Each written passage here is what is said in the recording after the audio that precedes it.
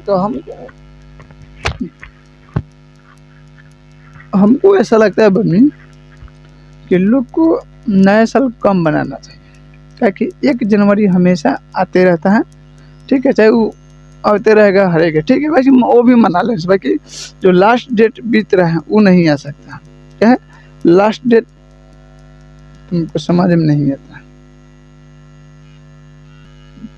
महीना के आखिरी दिन का है, तुम लोग लुचर लुचर करता है, ठीक है, तो इसको सेलिब्रेट कीजिए। चलिए ठीक है, कल 1 जनवरी है, आप लोग कहाँ कहाँ जाइएगा? सब लोग तो घूमने फिरने पिकनिक मनाने सब लोग जाएगा, आप लोग भी जाइएगा ना। तो आज हम लोग का कौन सा इस साल का आखिरी क्लास है, ठीक है, और आज जो हम लोग पढ़ने वाले सैयद वंश के बारे में पढ़े। इससे पहले आपको तुगलक वंश के बारे में 2 पार्ट में करके आपको पढ़ा दिया गया है। आज हम लोग पढ़ेंगे सैयद वंश के, जो कि आप देखिएगा 1414 से लेके 1400 आपको 51 तक इनका शासनकाल रहता है, ठीक है। तो चलिए ठीक है, जय हिंद, जय श्री राधे राधे।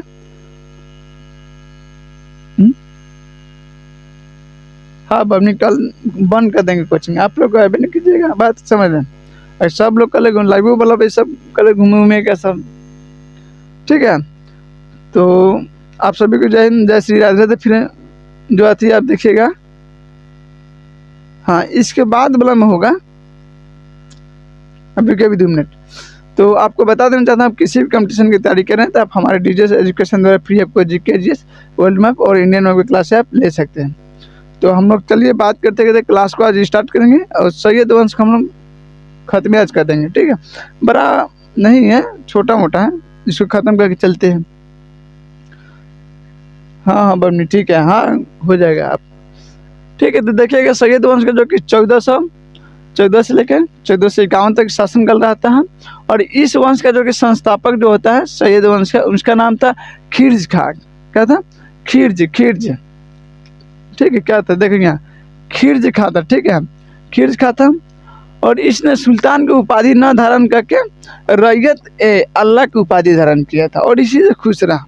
जो खिर्ज खा था, ये देखिएगा सुल्तान की उपाधि धारण नहीं किया, क्या सुल्तान की उपाधि धारण नहीं किया है, और ये रैयत ए, ठीक है, रैयत ए अल्लाह की उपाधि धारण करके ही ये खुश रहता था।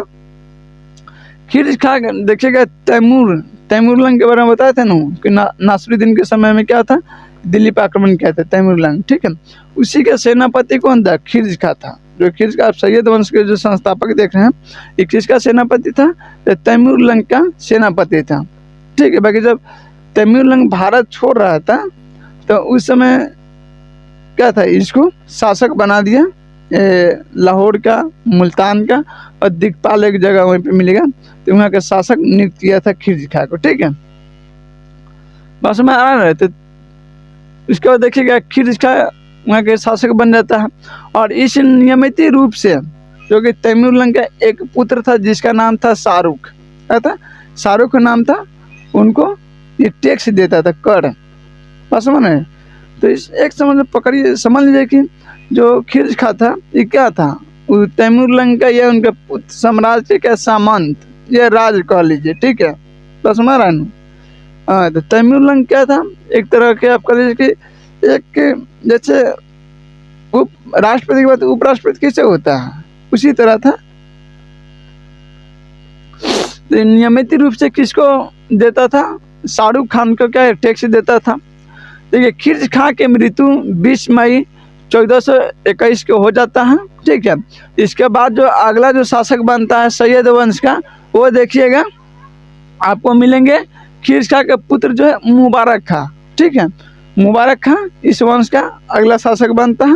बाकी ये देखिएगा मुबारक शाह जो है आपको शाह का उपाधि धारण कर लेता है, किसका? शाह का, ठीक है। इनका पिता जो था रैयत ए अल्लाह, माने सुल्तान का उपाधि धारण नहीं किया था। बाकी उनका पुत्र जो शाह का जैसे देखिएगा जब सिकंदर आया था तो सिकंदर का सेनापति कौन था? शाह सेल्यूकस निकेटर था, उसका नाम सीधा सेल्यूकस निकेटर था। बाकी जब सिकंदर गया तो उस सेल्यूकस के यहाँ छोड़ गया, और जब सेल्यूकस यहाँ रहा तो बहुत क्या था, अत्याचारी करता था। तो बाद में सेल्यूकस ने भी क्या चीज़ का उपाधि धारण किया था? शाह का उपाधि धारण किया था। इसलिए देखिएगा तो अक्सर जो उसका सेना बना था सब क्या शाह सेल्यूकस निकेटर की इनकी जयकारा लगाता था। ठीक है, वो कहाँ रहता था?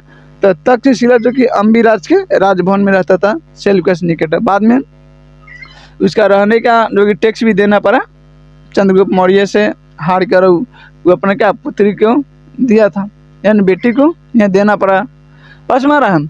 तो उसी तरह से खिलजी खां का जो पुत्र था मुबारक खां, उन्होंने शाह की उपाधि धारण। देखिएगा आज भी आपको देखने को मिलेगा जो कि पिता क्या है नॉर्मल जिंदगी काट के दी गए, लेकिन आज उनका पुत्र या बेटा सब देखिएगा साफ का रंगदार बनता है। क्या बनता है? रंगदार। बस माने एकदम। तो सब उस समय एक अलग था, इस समय एक अलग है। बाकी सब लोग का नरमी में रहना चाहिए। बस हमारा आज लड़के से बहुत अंदर क्या है, गर्मी है बहुत। थोड़ा सा बात किसी का दाता है बात उतना नहीं है। देखिएगा जो एक याहिया बिन अहमद जो कि सरहिंद नाम के एक व्यक्ति या कवि होंगे, ठीक है, जिनका मुबारक शाह ने क्या था संरक्षण दिया था, यानी इसका संरक्षण प्राप्त किसको था? तो याहिया बिन अहमद जो कि सरहिंद को संरक्षण देता था। कोई इसको मारू नहीं कर सकता है, मैंने किधर से भगा गया था। ठीक है, उसका देखिए इसकी एक पुस्तक मिलेगी मुबारक शाह का, जिसे तारीख ए मुबारक शाही के नाम से जाना जाता है। ठीक है, मुबारक शाह के एक किताब पुस्तक है जिसे तारीख ए मुबारक शाही के नाम से जाना जाता है। इसमें आपको सैयद वंश का क्या मिलेगा? जानकारी मिलेगा। ठीक है, क्या सैयद वंश का इसमें आपको जानकारी मिलेगा। यमुना के किनारे देखिएगा मुबारकाबाद का स्थापना किया था कौन? मुबारक शाह, यानी मुबारक खां कह लीजिए या मुबारक शाह कह लीजिए। तो वही यमुना नदी के किनारे मुबारकाबाद का स्थापना किया था। ठीक है, सैयद वंश का जो कि देखिएगा अपनी अंतिम जो शासक था वो था अलाउद्दीन अलाम शाह। ठीक है, अलाउद्दीन अलाम शाह। इसके बाद कोई योग शासक नहीं आता है और ये आगे चल के धीरे धीरे क्या समाप्त हो जाता है। ठीक है, सैयद वंश का जो कि शासन आपको देखिएगा करीब मैंने उनका साम्राज्य का तकरीबन आपको 37 वर्ष तक लगभग चला था। ठीक है, बस हमारा उसके बाद जब हम लोग पढ़ेंगे, अब सैयद वंश हम लोग पढ़ लिए। ठीक है, इसमें जाति राजा नहीं था। 3 गो शासक के बारे में आपको बता दिए। एक खिलजी खां था, उसका पुत्र जो था मुबारक शाह। मुबारक शाह के जो पुत्र आया अलाउद्दीन अलाम शाह। ठीक है, अब हम लोग जो पढ़ने वाले बबनी, अब हम लोग पढ़ेंगे बाबू बबनी, ध्यान से गौर से सुनिए। लास्ट क्लास से पढ़ लीजिएगा, वही पेन दिक्कत हो जाएगा। अब आगे हम लोग पढ़ेंगे लोधी वंश के बारे में। किसको? लोधी वंश के बारे में, जो कि आपको 1451 से लेकर 1526 तक इनका शासनकाल रहता है। आगे के क्लास में कर लेंगे। ठीक है, क्योंकि आपको थोड़ा आज है तो हिंट दे देते हैं। तो लोधी देखिएगा, लोधी वंश के जो संस्थापक थे उनका नाम था बहलोल लोधी। क्या था? बहलोल लोधी था, जो कि इस लोधी वंश का संस्थापक माने जाते हैं। और ये फर्स्ट जो कि अफगान शासक थे जो कि दिल्ली सल्तनत पर ये अपना शासन स्थापित कर पाए थे। ठीक है, ये फर्स्ट क्या थे? अफगान शासक थे जो कि दिल्ली के सिंहासन पर बैठे या कली के शासन स्थापित कर पाए। इनका श्रेय जो कि दिल्ली पर स्थापना करके श्रेय बहलोल लोधी किया जाता है। तो इतना हम लोग क्या है कि अब नेक्स्ट क्लास में बहलोल लोधी के बारे में पढ़ेंगे। ठीक है, तो चलिए ठीक है, जय हिंद, जय श्री राधे राधे। उम्मीद है कि आज का क्लास आपको समझ में आया होगा। इसको देखिए आप नोट्स में लिखिए, छोट पढ़ा रहे ठीक रहेगा। अभी और क्लास अभी करना है। ठीक है, तो जल्दी से थोड़ा आप लोग 12 बजे होगा, कितना हो रहा है? हाँ, 11 बज के आपको तकरीबन कितना हो रहा है? 20-22 मिनट हो रहा है। चलिए ठीक है, तो जय हिंद, जय श्री राधे राधे। उम्मीद है कि आज लोग का क्लास समझ में आया। आप नोट्स इसको जरूर बना लीजिएगा आप सभी लोग। ठीक है, तो चलिए हम फिर मिलेंगे अगले नेक्स्ट क्लास में।